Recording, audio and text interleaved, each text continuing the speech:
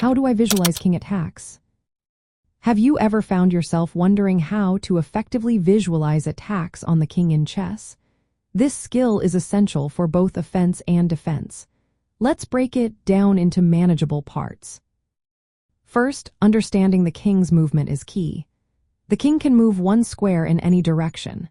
This means you need to visualize not just where the king is, but also where it can escape.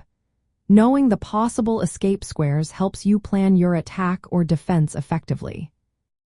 Next, identify which of your opponent's pieces can threaten the king. This includes queens, rooks, bishops, knights, and even pawns. Visualizing these pieces and their potential moves is vital. Think about how they can deliver checks or control escape routes for the king. Now let's talk about king's safety weaknesses. Look for open files, diagonals, or weak pawn structures around the king. These are vulnerabilities that attackers can exploit. Recognizing these weaknesses can give you an edge in your strategy. When it comes to visualization techniques, simplify the board in your mind.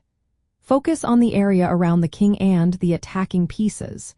Ignore the rest of the board for now. This helps you concentrate on the critical parts of the attack. Visualizing incremental steps is also helpful.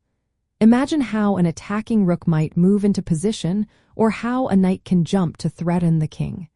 Picture each move in your mind as if you are playing it out on the board. Using mental arrows can also aid your visualization. Picture lines showing the paths of attack, like a bishop's diagonal or a rook's file. This technique helps you see how pieces can converge on the king. Practice is essential. Try recalling the position of squares and pieces from the attacking side's perspective. This will help you anticipate threats and responses more effectively.